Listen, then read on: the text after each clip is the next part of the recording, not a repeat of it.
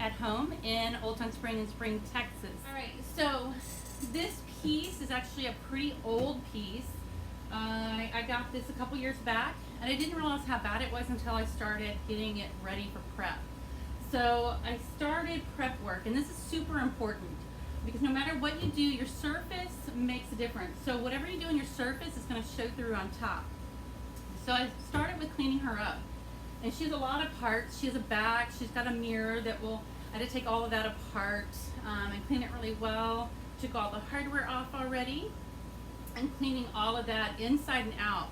Because nobody wants a dresser or a chest that has dirty drawers.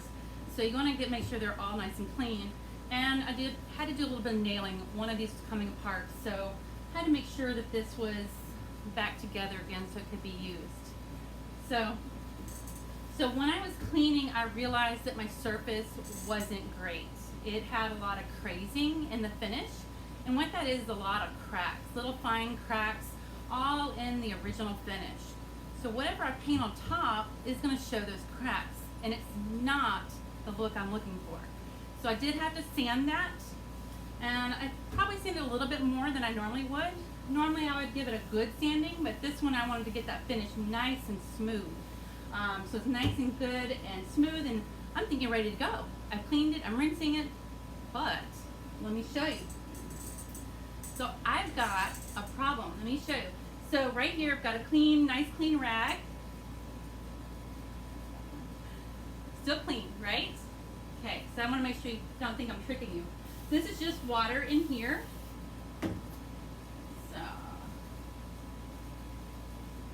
So I cleaned this guy a lot, and I thought this guy can't be this dirty.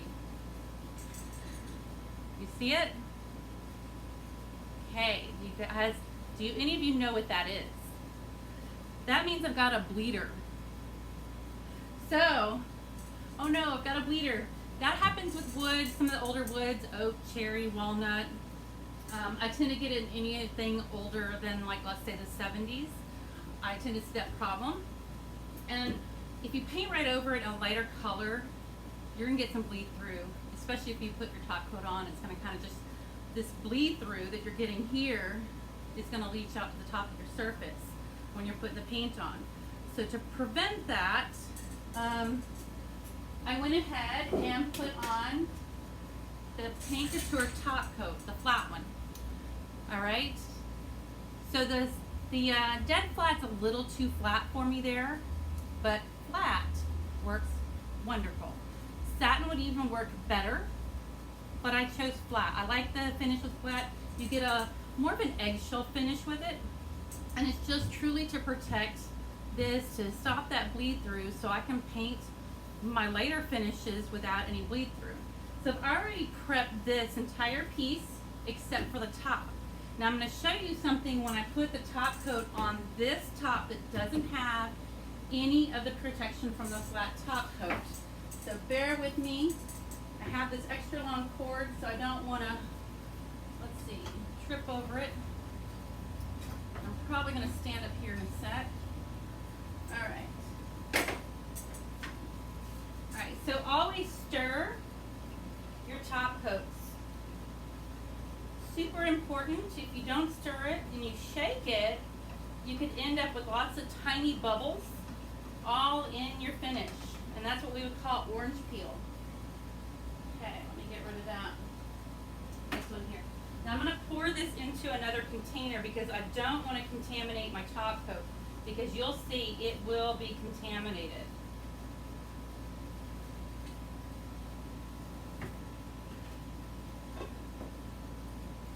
Alright, and if you're hopping on, let us know where you're watching from. Alright, so here's, let me see, there's our top coat. I don't know if you can see it. It's going to be a milky white color. Alright. And I am using the Zebra Palm Brush. It's like an extension of your hand. It truly is. And I do love it because I like the small, handy size of it. And I only use these for my top coats. Okay. And I'm just going to put this on just like I would paint anything else. Nice long strokes. Okay. and this is gonna be what I want you guys to totally see. My brush, everything was nice and clean.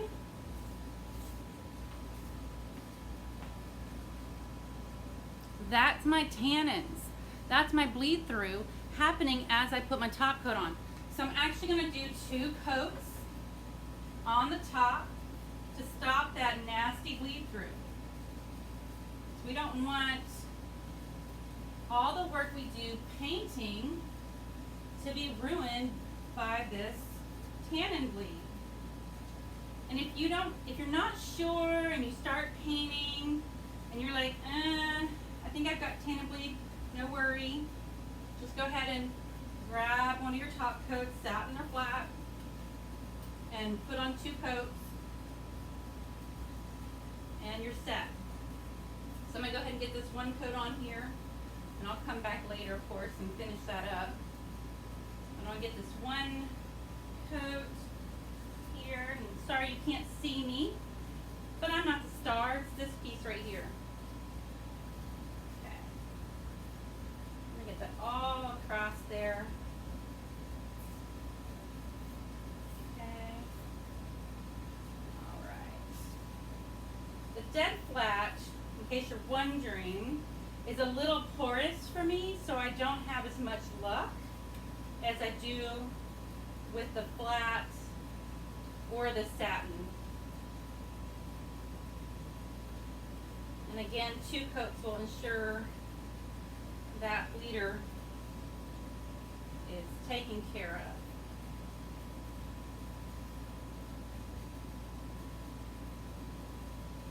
Get that all the way across. All right. So, just so you guys can see, here's my brush. This is why we want to pour this. I don't know if you guys can see it.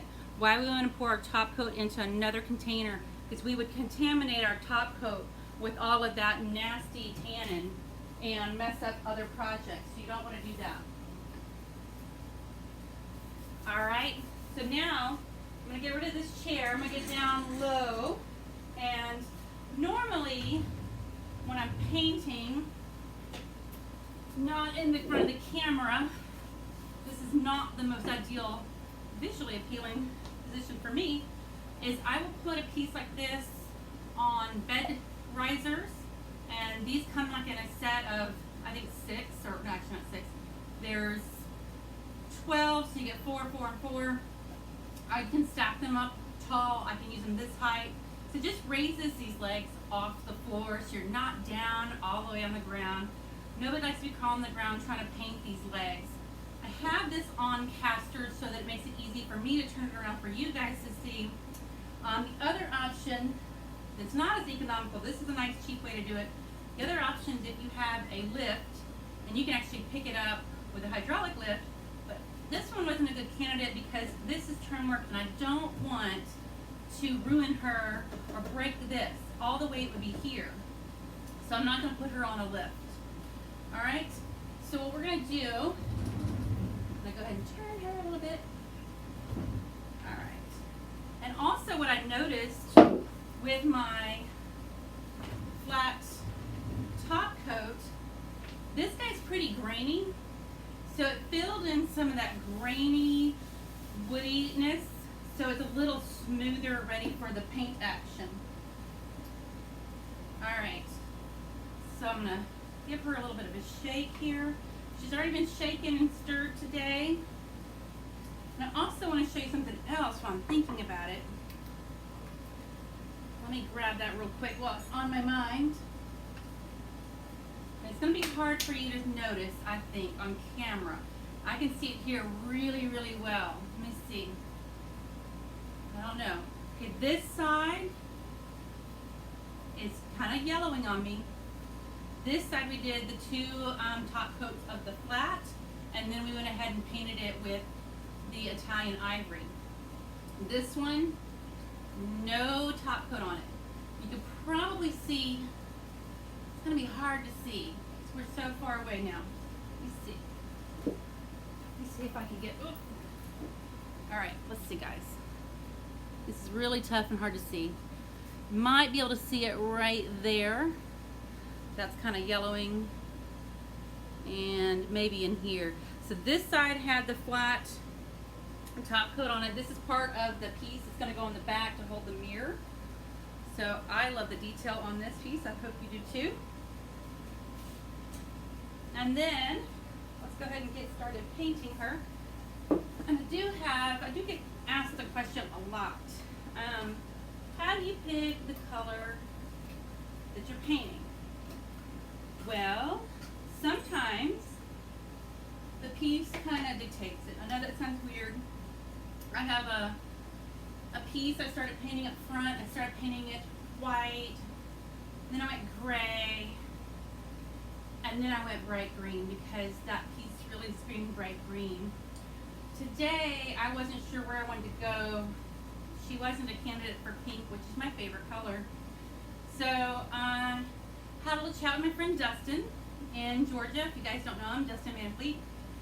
And he said, hey, how about Italian Ivory? And I was like, well, that's a better option because I was just going to paint it all black and be done, right? So I like having people I can bounce ideas with and bouncing colors. So if you guys ever aren't sure what color you want to paint something, come on in, let's talk about it. You know, email somebody, email any of us. We'll be more than happy to kind of help you with your suggestions. Because what I really would love is a piece I can do something really fun, but I need one of those very Frenchy pieces. So this is gonna be fun, but my style is a little more Frenchy. All right, so again, my zebra brush, this is our stubby handle. I love the stubby handles. So if you're painting inside of a box, this we're not going to be. You can actually get in there without beating your handle up. All right, so what I have seen in a lot of my classes is my clients don't normally load their brush. They put a little bit of paint on the tip and then try to paint the whole thing. It doesn't work that well. You gotta load your brush I usually do about a third or halfway up the up your bristles. You don't want to go up here because you're gonna get paint all stuck in there, and that's a pain to get it out. All right, here we go, guys. So you can start in any direction. I kind of like starting up here and bringing it down. And this is our first coat. So it's going to be kind of your crumb coat. Your base coat's not going to be perfect. You're going to see some through it, some of the wood. It's kind of like if you've ever iced a cake, your first layer is what they call the crumb coat. So it's not pretty. It's just your basic layer. Okay, I don't know if you guys can see that. All right. And sometimes people that haven't got a full coverage mistake that nasty bleed, or actually they mistake their not a full coverage for a nasty bleed. So sometimes you may not have bleed through, you just don't have enough coverage. Okay? And this goes on nice and smooth. So remember, we had to have perfect prep. I spent a lot of time prepping her, cleaning her, sanding her down, cleaning her again. And then when I realized she was a nasty bleeder, I went ahead and did 2 coats of the flat top coat to prevent that from happening. That way, I can go ahead and sand her back if I wanted to and expose some of the wood. I could go buy some other product, put on some stain blocking like Hills or Zinsser, Ben Zinsser, but I don't need to. I already have my flat top coat on hand. Let me just go ahead and put that on there. So I'm all about what I have in hand. I don't want to go to another store. I don't want to have to go anywhere to get it. I just want to have it all at my disposal. So you all should have the flat top coat because it's fabulous. It's not, don't let the name fool you. It's not super flat. It's kind of more eggshell. So it's a nice soft sheen without being too shiny. Okay. And I don't paint the backs. I take what the original manufacturer did And if they didn't paint the back, I'm not going to paint the back. Especially this one isn't a floating piece. Now if I had a piece that would float in the middle of a room, I would certainly paint the back of it. So, but I do paint my leg backs because that's going to be noticeable from all angles. So this is where it works when this is higher up and I'm a little bit challenged here because of my height. There we go. Okay. So again, she's not, first coat is not total full coverage. Okay, let's try not to get paint on myself. Alright, so this one has this detail here, and it's on the mirror brackets, and it's got a lot of detail here. We've got the floral detail here. Typically, as I'm painting this, I would probably have these out and just paint them that way. It's easier for me, but not a lot of room to show you guys. Also here, when the piece is stained, you don't notice it, but you do need to paint about a 1/4 inch inside the box here, because when you close the drawers, you're going to see this, and you don't want that wood, brown wood exposed here.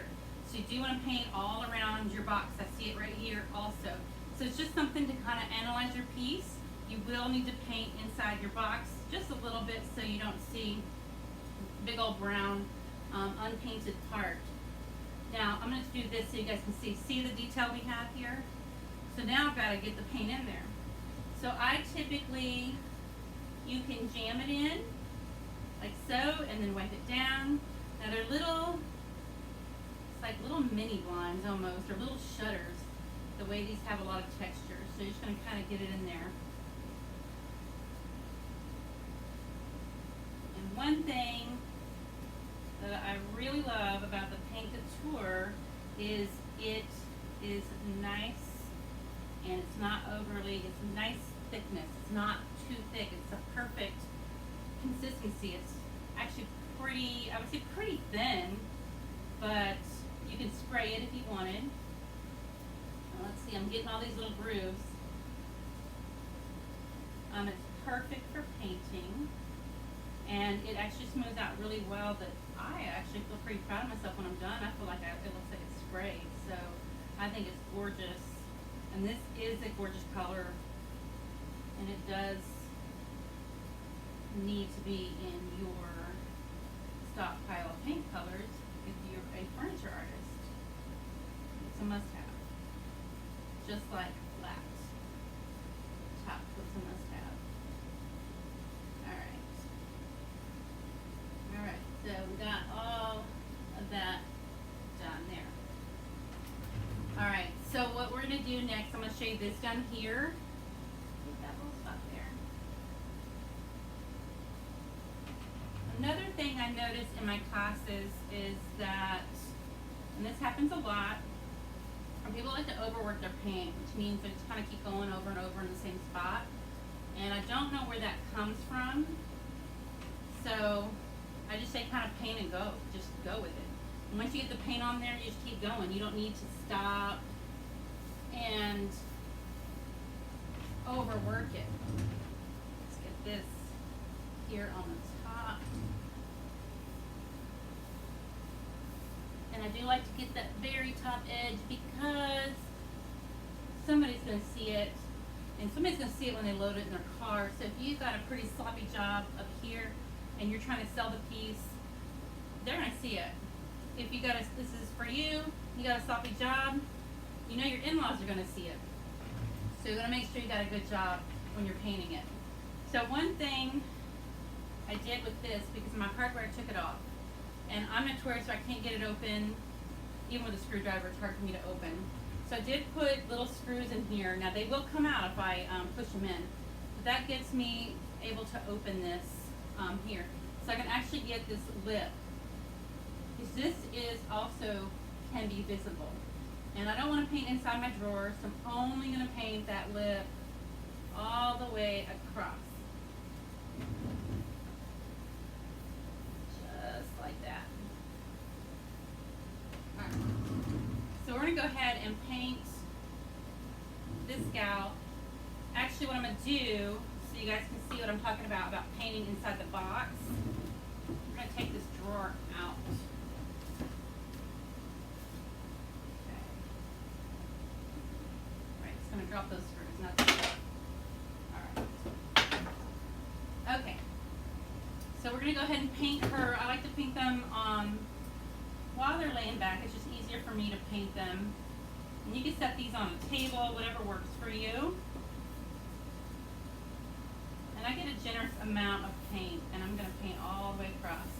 I do see sometimes people try to paint one direction all the way, and that always blows my mind because you just need to go in the same direction. Oh, goodness. Not going up and down and side to side. So you want to pick the direction of your grain, which is typically in the horizontal on dressers or chests. You rarely would see the wood going the short distance. Okay. Alright, we're going to keep going here. And I will tell you guys, this is the easiest paint I've had to clean up ever.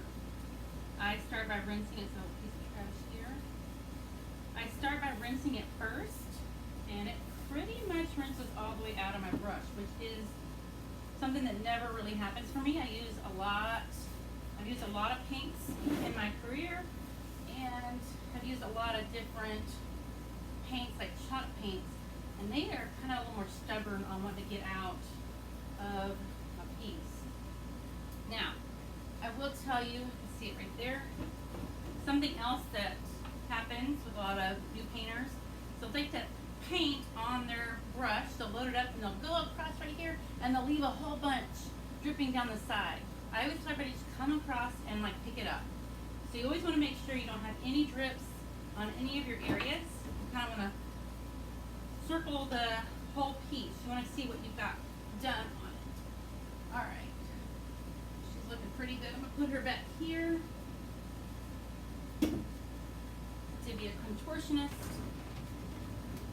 Alright, so here's in the box. I want to make sure you guys can see this.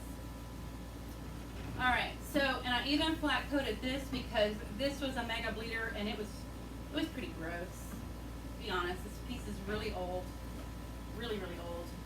And not only was she dirty, she was going to be a bleeder, like I said.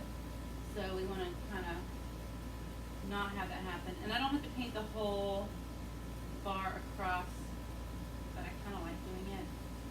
Just in case somebody ever pulls that out, it'll be kind of finished for them. I don't know, OCD that way. Probably nobody ever takes the drawers out, but.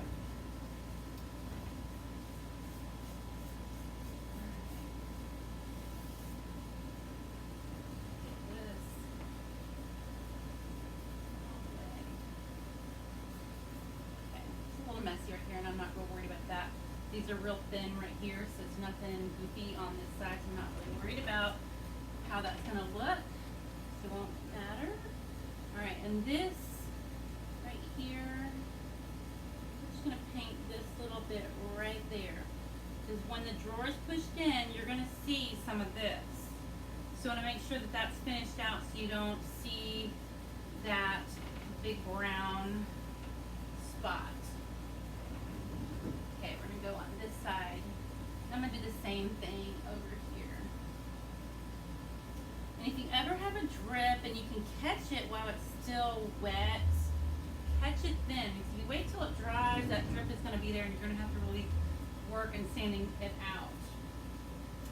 Alright, so now what we're going to do is I am going to go ahead and finish this drawer real quick. We're going to leave her in there. Yeah. Alright. So, again, I gotta be a contortionist. Let's see. Alright. I'm long, but I may not be long enough here. Let's see. Alright. And of course, you guys, we're not gonna just be done with painting her. We have that goes on top. It's very old. It's aged out. It's got the little age spots on it, which I'm super cool, excited about. I'm pretty giddy about antique mirrors. Well, this one's truly, authentically antiqued, so I didn't have to do anything to it. It's how it came, or how it aged. Let's see. I'm gonna put those in.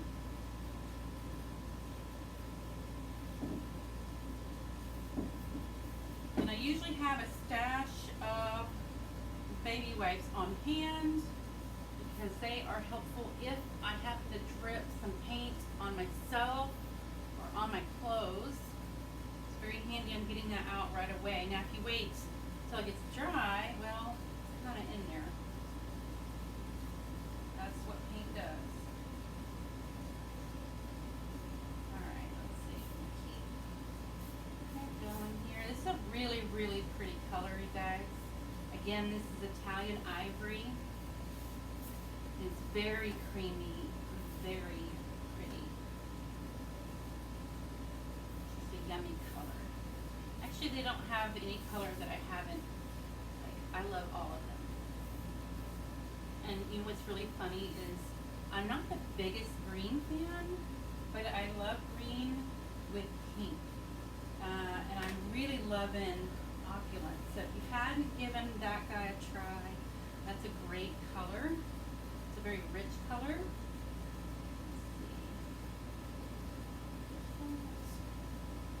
And you can, why I like to use an angled brush is I can get into big flat areas like this. I can also get into skinnier areas like what I'm doing right now. And it's a little harder because I'm trying to get this guy. Okay, let's try that. Alright, let's keep going. Alright, if I can get some of that further off. There we go. Sometimes I get it's the angle that I'm at. Make sure you guys can see all of that. Like I said, my piece here is the star of our video. Alright, so I'm going to pop those screws back in there. And I'm almost going to shut her all the way, but not quite. I want to let this part dry before I close it in. And I'll take it out so I can paint the side of the box too. Alright, so now we have this portion down here, which is a floral motif. It's like a carved florals. You've got roses and all kinds of flowers down there. Let me see if I can get that just a tad bit. Okay, alright. So I hope you guys can see that on the base right here. Alright, so what I'm going to do, so if I paint across, doesn't get all the way in. So on this one, I'm going to have to do a little bit of manipulating. Sometimes I'm going to jam my brush in there and get that paint in there. Don't be afraid, and then smooth it back. Don't be afraid to handle your project. There's sometimes you just got to work that paint in there, and being all delicate sometimes is not the way to go. If I was too delicate, I wouldn't get all that paint in there. You're not going to break it. So, alright, and then we're going to smooth that across, and we'll get this down here. Alright.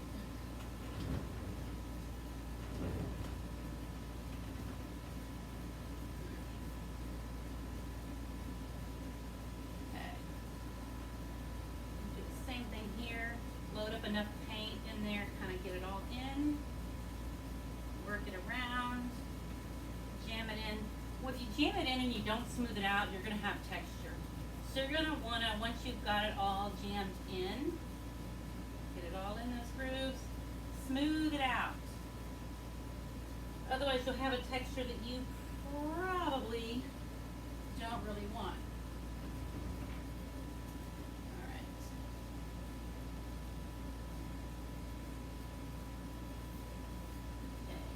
Bottom part here done. Let's get this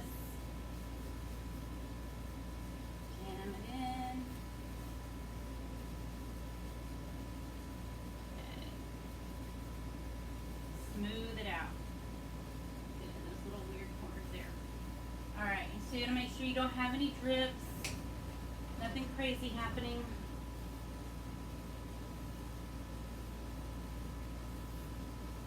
See, if this was a little bit higher, you wouldn't see me doing all the weird contortion. So it's always great to have this just a little bit higher for you. So everybody's a little bit different. Some people like to be on the floor. I'm not that girl. I won't be able to get back up. So I like to at least be sitting. This is about the lowest I'm going to sit. So I'm going to sit on a stool and have this propped up a little bit higher. Now, I'm not going to finish that edge, but I want you to see, let's see here. Here's what we have finished here. So this has our 2 coats of flat and our 2 coats of our Italian ivory. So a nice coverage there, and we're ready to do our next step there, which I'm not going to do it today, but we're going to talk about it so that you may help us decide, or I may go rogue and do something completely different. So a lot of times when I'm getting ready for a project, I will get some sample boards painted up just so I don't ruin this piece. Not necessarily ruin, because you can always paint back over it, but so I'm not wasting time on it. So I go ahead and paint up trim samples so I can see how a glaze is going to look on a particular color. And again, Italian ivory, beautiful color, and it can take any of the Glaze Couture colors and be fabulous. But I have 2 in mind. I have zinc and I have a raven black. Very dramatic colors here. So here we have zinc over here, and I'm going to come closer. Let's see. All right, so I have zinc here, and then I have the raven black. So you guys drop a comment in, what's your favorite? So I love the dramatic of the raven black, but I love the shimmery quality of zinc. So I'm having a hard time deciding because I love both. So, like I said, drop in the comment what's your favorite and let us know, zinc or raven black. Because I really can't decide, and I've been thinking about it way too long. And sometimes this happens, you paint a color and you're like, I love both. So maybe I'll end up painting another project, whatever we don't do. So I love it. I'm seeing zinc and raven black. And raven, raven, raven. I know. It's so hard. How can you not? It's so hard. So, I mean, y'all, this is beautiful. So tune in, and I will be here next Thursday, same time, same place. We'll be doing the glazing. It's going to be amazing on the work we have on this piece. You've got the really pretty flowers. You got the pretty flowers on the base. And then we have this cool kind of argyle, kind of diamond pattern that we see here on the edges here. It's also part of the mirror. So I'm super excited. I'm not sure which one. I'm kind of torn, so you guys tell me which one you want to see. We'll come back next week. This guy will be all painted up, ready to go, and we'll be doing this. So again, I'm Ann. I'm from Pearson About Home. Thank you for tuning in, and happy painting.